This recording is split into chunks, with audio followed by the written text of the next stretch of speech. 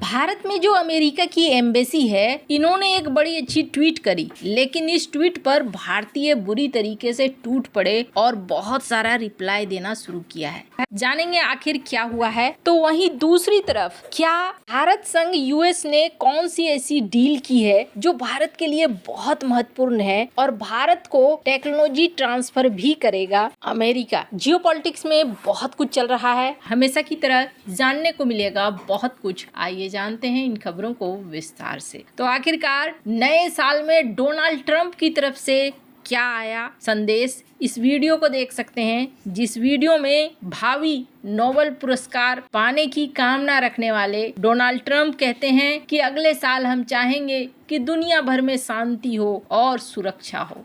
खैर, भारत के प्रति भी एक ऐसा ही पोस्ट इन्होंने डाला। स्क्रीन पर इस पोस्ट को देख सकते हैं। एक वीडियो दरअसल शेयर किया गया अमेरिकी एम्बेसी के द्वारा। इस वीडियो में क्या दिखलाया गया कि भारत के रिश्ते साल 2025 में कैसे रहे। पीएम मोदी की मुलाकात, डॉक्टर एस जयशंकर की मुलाकात, बहुत सारी तस्वीरें यहाँ पर जोड़ी गई जैसा कि आप वीडियो में देख रहे हैं। लेकिन भारतीय बुरी तरीके से टूट पड़े। यहाँ पर ज्यादातर यहाँ यही कहा गया कि लगता है तुम एक पार्ट भूल गए, जिस पार्ट में टैरिफ लगाया गया था भारत के ऊपर। किसी ने कहा कि ये और 100% टैरिफ लगा दें, उसके बाद कहें कि हम भारत के साथ बहुत अच्छे रिश्ते रखते हैं। तो एक तरीके से देखने को मिला कि ताना कसा गया खूब अमेरिकी एम्बेसी के ऊपर। जिस तरीके से इन्होंने यहाँ पोस्ट किया था, ठीक उसके उलट देखने को मिला है। अमेरिकी एम्बेसी के प्रति लोगों का गुस्सा और डोनाल्ड ट्रंप के रवैयों के प्रति लोगों का गुस्सा यहाँ देखने को मिल रहा है। लेकिन एक दूसरा पक्ष भी है अमेरिका का। अगर टैरिफ की बात करें, ये बात तो जरूर है कि टैरिफ की दीवार ने भारत में भरोसे में दरार ला दिया है। भारत और अमेरिका के अधिकारी साल 2025 में साल भर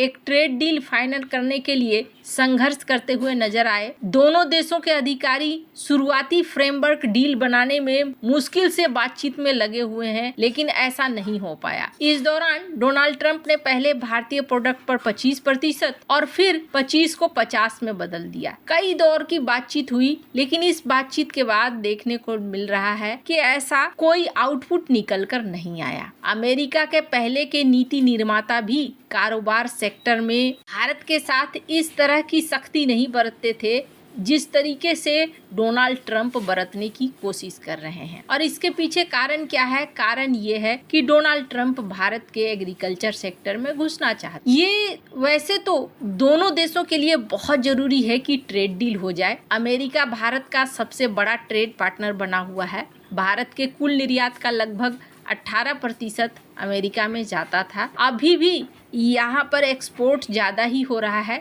दिसंबर में कुछ सकारात्मक संकेत भी मिले थे, पर अभी तक ट्रेड डील फाइनल नहीं हुई है। ऐसा नहीं है कि भारत इंतजार में बैठा हुआ है कि अमेरिका से ट्रेड डील फाइनल होगी तभी हमारी रोजी रोटी चलेगी। स्क्रीन पर एक आर्टिकल देखिए। भारत प्लान कर रहा है इजराइल के साथ, रूस के साथ, यूरोपीय यूनियन के साथ, जिसमें इजराइल और रूस के साथ जल्दी ही ट्रेड डील फाइनल हो जाएगी, ऐसा माना जा रहा है। वहीं दूसरी तरफ एक और देश है जिसके साथ भारत बहुत तेजी से आगे बढ़ने जा रहा है और वो है ब्राजील। ये जो सौदा होने वाला है ना, ये बहुत अहम है। डोनाल्ड ट्रंप ने दो देशों के साथ बड़ा एक्शन लिया, एक ब्राजील और एक भारत। लेकिन ब्राजील वो देश है जिसके पास खजाने की कोई कमी नहीं है। ऐसे में ब्राजील के राष्ट्रपति लुइज इनासियो लुला दी सिल्वा फरवरी के दूसरे सप्ताह में भारत आ रहे हैं और माना जा रहा है कि उनके साथ एक बहुत बड़ा प्रतिनिधि मंडल भी आएगा।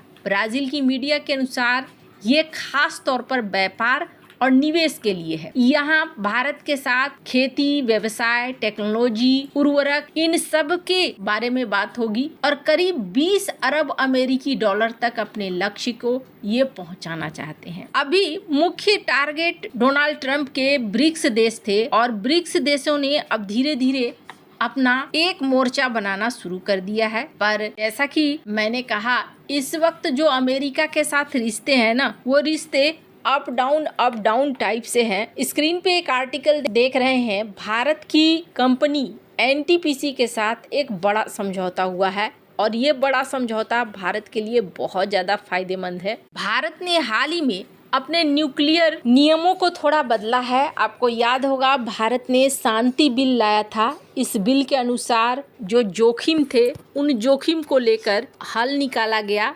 भारत के जोखिम के नियम की वजह से कई सारे देश, जिसमें फ्रांस भी था और अमेरिका भी था, भारत की कंपनी जो न्यूक्लियर रिएक्टर पर काम करती हो उस पर पैसा लगाने से हिचकते थे। लेकिन भारत ने जब शांति बिल लाया है उसके बाद देखने को मिल रहा है कि अमेरिका इससे बहुत ज़्यादा खुश है और अमेरिका भारत के साथ सहयोग करने के लिए भी तत्पर है। भारत में एक एलिमेंट है जो बहुत पाया जाता है और वो है थोरियम। थोरियम और यूरेनियम दोनों ही इस्तेमाल होते हैं न्यूक्लियर ऊर्जा के लिए, लेकिन भारत थोरियम का बहुत अच्छे से इस्तेमाल नहीं कर पाता है, जबकि भारत के पास थोरियम के भंडार बहुत ज़्यादा है। और अगर अमेरिका की बात करें तो थोरियम का न्यूक्लियर रिएक्टर में इस्तेमाल पहली बार 1960 के दशक में अमेरिका में हुआ था। दुनिया का सबसे पहला थोरियम आधारित न्यूक्लियर रिएक्टर बनाया गया था अमेरिका के Indian point 1 nuclear power plant में,